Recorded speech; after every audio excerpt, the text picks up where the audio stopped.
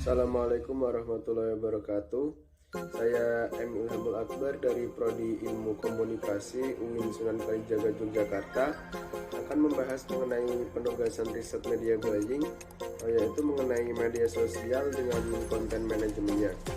Jadi pada kesempatan kali ini saya akan membahas mengenai penugasan pembuatan proposal penggunaan media sosial, yang mana untuk seorang klien dapat menciptakan brand segmentasinya dan awareness. Pada pembahasannya, klien yang akan dituju adalah Prodi Ilmu Komunikasi UIN Sunan Kalijaga Yogyakarta.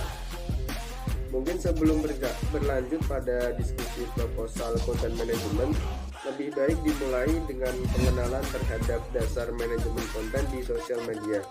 Pada dasarnya, manajemen konten sosial media berbicara mengenai penggunaan berbagai alat, software, serta layanan agar dapat memudahkan pemegang brand dalam membagikan konten yang pastinya di sosial media.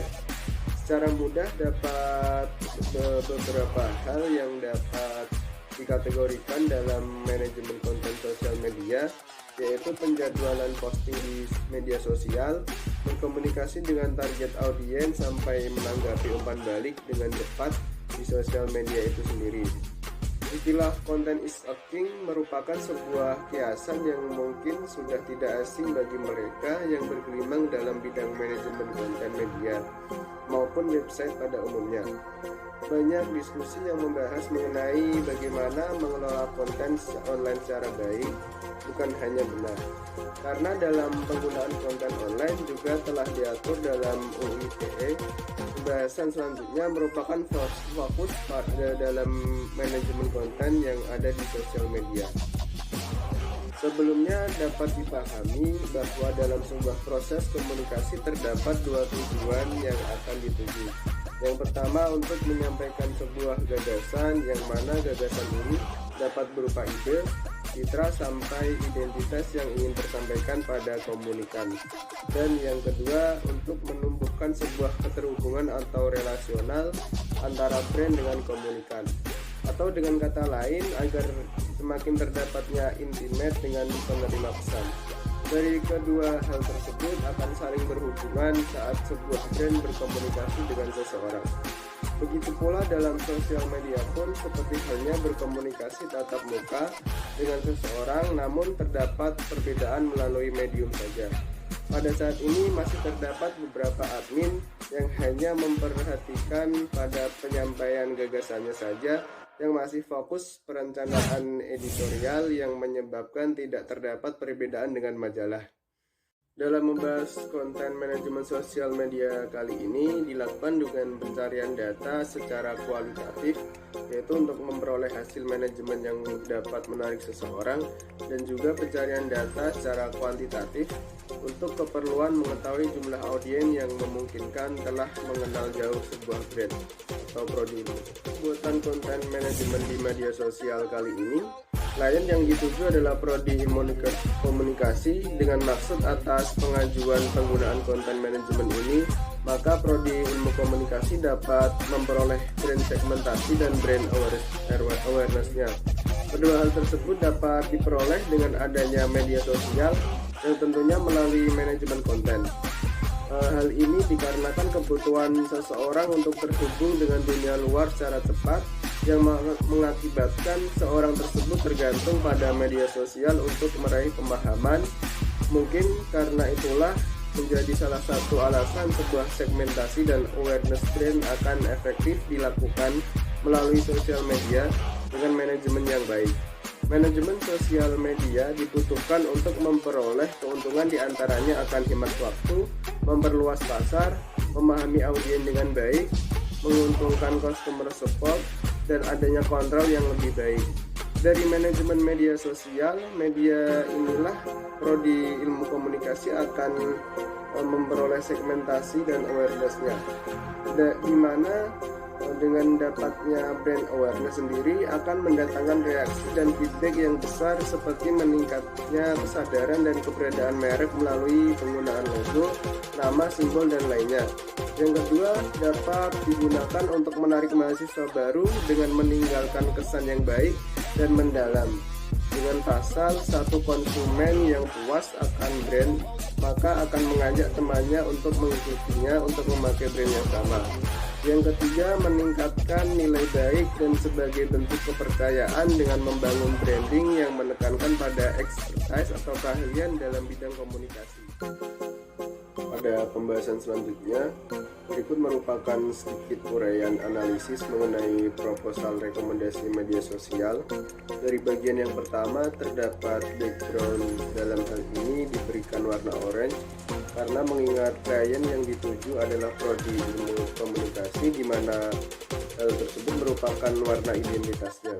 Selain itu, karena rekomendasi berisi penggunaan media sosial berupa Instagram, maka dari awal proposal dijelaskan dengan judul Instagram Prodi Ilmu Komunikasi. Kemudian pada slide kedua dituliskan mengenai review positif dan negatif dari isi akun Instagram Prodi Ilmu Komunikasi yang telah ada saat ini. Akun Instagram tersebut sebenarnya telah memiliki informasi yang lengkap, namun dari informasi tersebut saat ingin mencari hal yang lebih dalam tidak dapat memberikan gambaran untuk audiens bahwa informasi dari akun tersebut dapat terperinci. Dari akun tersebut memiliki sisi positif di mana terdapat link yang dapat mengarahkan pada situs website dengan klik satu kali pada link tersebut. Hal ini memungkinkan audiens untuk secara mudah membuka website prodi. Selain itu, logo yang dipasang pada gambar profil terlihat jelas, yang mana hal ini akan mudah diingat audiens dengan karakter logo yang terlihat radikal atau menonjol. Review positif lainnya terdapat pada pemberian label bahwa akun tersebut merupakan sebuah instansi pendidikan. Dengan memberi label tersebut, maka audiens dapat dengan mudah memastikan bahwa akun tersebut memang milik prodi ilmu komunikasi. Dari review positif tersebut terdapat review negatif dari akun prodi ilmu komunikasi ini. Dalam akun tersebut terkesan tidak aktif karena dilihat dari jarak postingannya terlalu lama, serta tidak terdapat feed story, yang mana story paling tidak dapat menunjukkan keaktifan dari akun sosial media, terutama Instagram. Kekurangan juga tampak dari akun tersebut belum pernah membuat IGTV dan tidak adanya Reels yang merupakan fitur baru dari Instagram untuk saat ini, terbilang sejak bulan Juni 2021. Dan sedikit review negatif mengenai channel YouTube yang tertera dalam video akun Instagram tersebut. Tidak dicantumkan link yang dapat langsung mengarah pada channel YouTube Prodi Ilmu Komunikasi. Selanjutnya pada slide ketiga menunjukkan data mengenai review aset Instagram. Berikut mengenai tabel review dengan kompetitor visum Sunan Kalijaga, Ilmu Sunan Kalijaga, dan Ilmu Komunikasi UNS. Pada slide selanjutnya, slide keempat menunjukkan mengenai objektif dari proposal penggunaan media sosial. Pengajuan ini hanya berisi rekomendasi untuk konten manajemen Instagram. Namun dalam Instagram tersebut fokus terhadap beberapa aspek pada fitur post, fitur feed story, fitur reels, dan IGTV. Dengan pokok bahasan objek-objek tersebut belum memenuhi syarat dengan alasan-alasan berikut.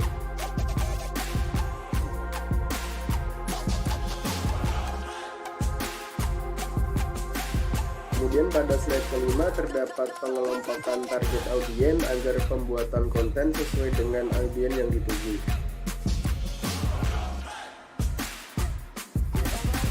Nah, selanjutnya pada slide ke-6 merupakan perincian mengenai role konten yang akan dimuat konten manajemen mulai dari post, story, reels hingga IGTV, serta terdapat frekuensi posting yang dihitung per minggunya.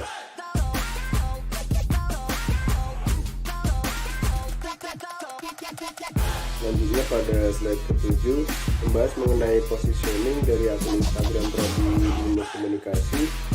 Jadi dari akun Instagram yang telah disusun konten manajemennya, maka akun Prodi Ilmu Komunikasi dapat disimpulkan bahwa akun tersebut semua tentang ilmu komunikasi Sunan Kalijaga. Dalam pembawaan setiap postingan akan menggunakan bahasa semi formal dengan pembawaan yang mempengaruhi dan membangun kesadaran audiens. dan juga dari akun tersebut dimaksudkan dapat menjadi tempat mencari informasi dan mengapresiasikan karya. Kemudian pada slide ke-8 memberikan big message yang merupakan isi pesan dari manajemen konten secara keseluruhan, yaitu attention dan getting memorable. Di sini dengan mudah dimaksudkan melalui akun media sosial dapat menarik perhatian, kemudian akan teringat oleh para audiens. Kemudian bagian yang terakhir yang merupakan bagian editorial plan. Di dalam saat ini berisikan tanggal apa, berapa saja akan melakukan posting yang mencakup pilar event, dokumentasi, informasi, dan ucapan-ucapan.